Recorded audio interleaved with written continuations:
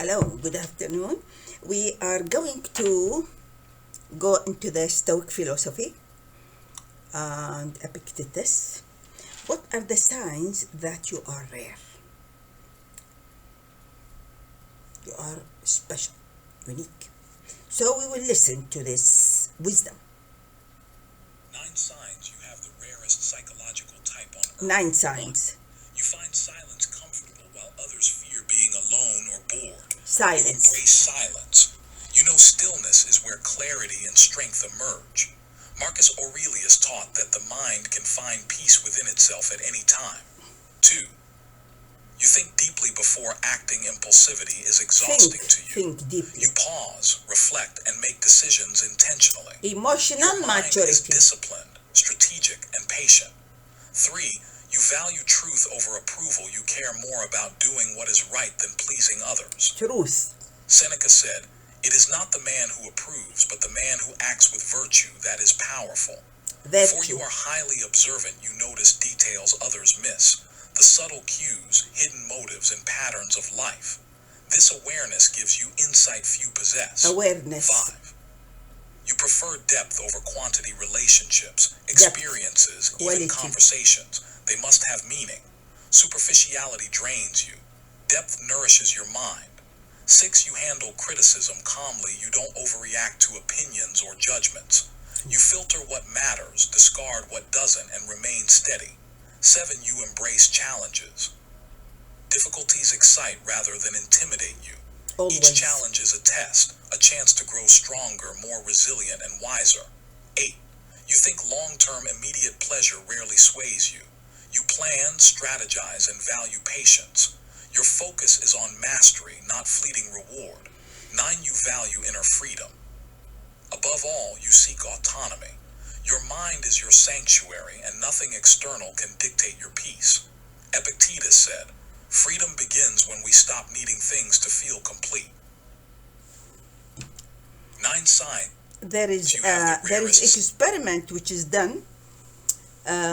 Children, they brought them and they put a sweet for the marshmallow, and the children who ate it quickly because they want the reward. But some children, they watch the sweet, they control themselves, they start to get busy because they promise them if they don't eat immediately they will reward them more.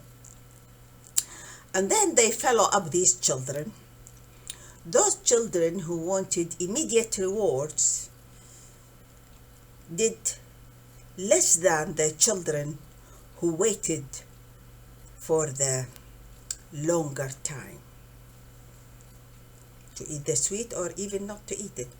And this is what happens if you study medicine and you want to be a good surgeon. It is hard work, reading, studying, doing exams, but the goal is long, deep, and difficult. But if you want it, it is worth it. This is a good example when you decide on something challenging and difficult. Not to do a degree of 6 months, no. You do a degree or certificate, or you train yourself, and it will last you for the next 50 years. And this is what I was told by my professor, Badi' Subhiya in Iraq. He said, what you did, this will last you for the next 50 years. And he was right. Thank you and goodbye. We have to learn from the cradle to the grave. And there is another saying, learn even if you go to China.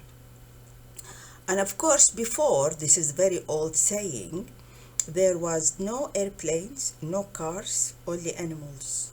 So this is how difficult to go to China in the history. And this is the advice from Mesopotamia, the area between the two rivers, the Tigris and the Euphrates, where my origin is. And Babylon, which is the cradle of a human civilization. And my aim is to come back, that country to come back and make the gold standards for the world in ethics, manners, healthy living.